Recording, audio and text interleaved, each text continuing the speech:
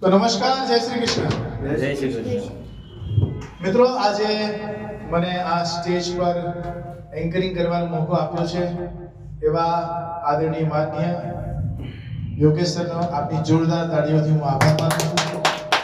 સાથે સાથે આપ સૌ સતેજ સતર્ક એવા મારા સૌ મિત્રો કે જેને કંઈક જાણવાની ઉત્સુકતા છે એવા તમામ મિત્રોનો પણ હું આપની જોરદાર તાળીઓથી આભાર વ્યક્ત કરું છું. મિત્રો, આજે જે ટોપિક છે જેની મારે વાત કરવાની છે એ છે સમાજની ગંભીર સમસ્યા. આપણને એવું લાગતું હશે કે ખરેખર ગંભીર સમસ્યા તો અત્યારે જે વાતાવરણમાં છે કરપ્શન એવું હોઈ શકે. લાગતું હશે કદાચ સ્ત્રીઓનું જાતીય શોષણ થઈ રહ્યું છે, કદાચ એ હોઈ શકે. એવું પણ લાગતું હોય કદાચ કે સ્ત્રી ભ્રૂણ હત્યા જે છે એ પણ આ સમાજની એક ગંભીર સમસ્યા છે. સમસ્યાઓ તમારા મતે ઘણી બધી હશે. શું લાગે તમારા મતે તમને તમારી ગંભીર સમસ્યા કઈ છે વિપુલભાઈ? ગંભીર સમસ્યા તો આ સ્ત્રી ભ્રૂણ વધારે પડતી કહેવાય. સરકારની દાનાશાહી થઈ એક્ઝેક્ટલી, સ્ત્રી ભ્રૂણ હત્યા. Yes sir. અત્યારે ઘણા લોકો આજે સમાજમાં બળાત્કાર જેવા અને નાની છોકરાને પણ નાના છોકરીઓને પણ જો બળાત્કાર જેવા જે લોકોના મગજમાં એવા વિકાર આવે છે એ પણ મોટી એક. ખૂબ સરસ. મૂળમાં ગયા તમે.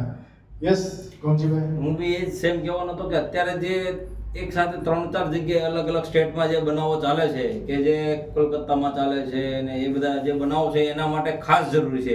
કેમ કે મહિલાઓ સેફ ફીલ કરે એ વધારે મહત્વનું છે. એક્ઝેક્ટલી. બેટા તને શું લાગે છે?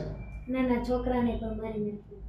નાના છોકરાને પણ મારી નાખે છે. ઓકે, વાત બિલકુલ સાચી છે. આમાં મને એક નાનકડી વાત યાદ આવે છે કે એક માજી જે છે, એક માજી એની કંઈક વીંટી ખોવાઈ જાય છે તો એ વીંટી શોધે છે.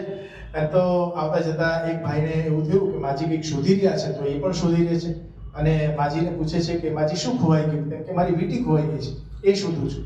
તો એ પણ શોધવા લાગે છે. બીજા એક ભાઈ આવે છે, એ પણ મદદ કરે છે, એ પણ શોધવા લાગે. ત્રીજા એક ભાઈ એ શોધે છે. એવા 2-4 ભાઈઓ શોધવા લાગે છે. એમાં શોધતા એક ભાઈને ક્લિક થયું કે ચલો માજીને પૂછું તો કે તમારી વીંટી પડી છે ક્યાં? તો માજીને પૂછે છે કે તમારી વીંટી ક્યાં પડી છે? અત્યારે માજી કહે છે કે મારી વીંટી તો એ ત્યાં અંધારામાં પડી છે.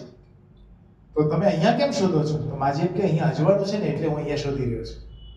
કહેવાનો મતલબ કે આ બધી જેટલી સમસ્યાઓ છે, મારા મતે, મારો પર્સનલ કદાચ રિવ્યુ હોય તો મૂળ સમસ્યા જે છે એજ્યુકેશનની છે. નાના બાળકોને જે એજ્યુકેશન આપવું જોઈએ એ અત્યારે અપાતું નથી. એક જ દોડ જે છે માતા પિતાઓની પણ છે કે નહીં, આ 80, 85, 92, 95, 97 આ પર્સન્ટેજ લાવો અને બસ A1 ગ્રેડમાં આવી જાય એટલે વાર્તા પૂરી. આપણી નોકરી આવી જાય એટલે વાર્તા પૂરી. બસ આ પોતાની વાર્તા પૂરી કરવામાં એ વિદ્યાર્થી જે છે, એ વિદ્યાર્થી એક બોયઝ હોય ગર્લ્સ હોય એની મગજની વાર્તા પૂરી થઈ જાય છે. માસિક આવક પાછળ એટલી બધી દોડ લગાવી દીધી છે કે એની માનસિક આવક કેટલી ઘટી રહી છે એ ભૂલી ગયા છે. એક શિક્ષક પણ જ્યારે જાય છે કંઈક ભણાવવા માટે, 1 કલાકનો લેક્ચર હોય, 8 થી 9 નો લેક્ચર હોય, તો એ 8 વાગે જ્યારે પુસ્તકની અંદર જતો રહે છે, લેસનની અંદર, એ પાઠની અંદર, એ ચેપ્ટરની અંદર, 9 વાગે એટલે ચેપ્ટરમાંથી બહાર નીકળે છે. નથી એને કોઈ ઈચ્છા થતી વિદ્યાર્થીને કે ચલ આ 2 પુસ્તકોની વચ્ચેના પાનાની બહાર આ વિદ્યાર્થીને લઈ જાઓ. એને નથી ઈચ્છા. કોઈ ગુજરાતીનો શિક્ષક હોય તો યોગેશભાઈ, એક સરસ મજાનું કાવ્ય છે વૈષ્ણવજન નરસિંહ મહેતાનું, 14મી સદીમાં લખાયેલું. મિત્રો, 1401 થી 1514મી સદી કહેવામાં આવે. હવે એ સદીમાં લખાયેલું કાવ્ય 2 લાઈન હું ગાવા માંગીશ જો તમારી ઈચ્છા હોય તો. વૈષ્ણવજન તો તેને કહીએ જે પીડ પરાઈ જાણે રે. વૈષ્ણવજન તો તેને કહીએ. હવે વૈષ્ણવજન તો તેને કહીએ પાઠ, આ કાવ્ય તો સરસ મજાનું ભણાવી દે કે ભજન છે, નરસિંહ મહેતાએ લખ્યું છે સાચો વૈષ્ણવ જેને કહેવાય જે વિષ્ણુનો ભક્ત હોય જે બીજાની પીડાને હરે છે એ. હવે 4 માર્ક્સનો લોંગ ક્વેશ્ચન 12મા ધોરણનો વિદ્યાર્થી પણ સર લખી નાખે છે અને 4 માર્ક્સ પણ મળી જાય છે, પણ ખરેખર એની સજ્જનતા એનામાં આવે છે ખરી? ક્વેશ્ચન માર્ક છે. એમાં જ છે પંક્તિ, પર સ્ત્રી જેને માત રે, બીજી સ્ત્રી જે છે એને માતા સમાન ગણવી. આ અંદર ઉલ્લેખ કર્યો છે 1401 થી 1499 ની વચ્ચે લખાયેલું આ કાવ્ય. મિત્રો વિચાર કરો આ 2024 માં કેટલું આજે રિલેટેડ છે આ કાવ્ય, પણ નથી એ સમજાવવામાં આવતું. સાઇન થીટા કોસ થીટા ગણિતમાં ભણાવવામાં આવે છે. મને એમ કહો કે ભણ્યા બાદ એ કઈ જગ્યાએ આપણને કામ લાગે છે? આ એજ્યુકેશનના જે પાસાઓ છે એ તો એક આધાર છે મારા મતે, અને આ આધારથી વિદ્યાર્થીઓને એક મૂલ્યો આપવાના છે, એક વેલ્યુઝ આપવાની છે.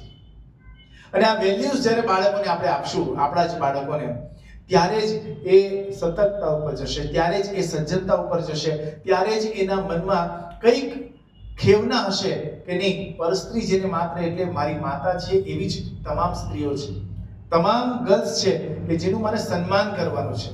પરસ્ત્રી જેને માત્ર એટલે રસ્તે આવતી જતી દરેક સ્ત્રીઓને માતા નથી ગણવાની, પણ આપણે આપણી માતાને જેમ સન્માન આપીએ છીએ, માન આપીએ છીએ, એમ આપણે માન આપવાનું છે. અને એટલા માટે જ ખાસ એજ્યુકેશન ઉપર જો ફોકસ કરવામાં આવે ને અત્યારે ગર્વ છે મને કે અત્યારની સરકાર જે છે અત્યારે ભગવદ્ ગીતાને પણ એજ્યુકેશનમાં લાવી છે, અને ઘણી સ્કૂલોમાં જે છે ભગવદ્ ગીતા શરૂ થઈ ગયું છે. ભગવદ્ ગીતા એવું છે કીધું છે કે ભગવદ્ ગીતાનું કોઈ પણ પેજ તમે ખોલો તો તમારા મનનો પ્રોબ્લેમ જે છે કદાચ એમાં એનું સોલ્યુશન મળી જાય. જો તમારી બુદ્ધિ એટલી સતેજ હોય કે એ પંક્તિને તમે સમજી શકતા હોય તો બની શકે કે એમાં એનું સોલ્યુશન તમને મળી જતું હોય.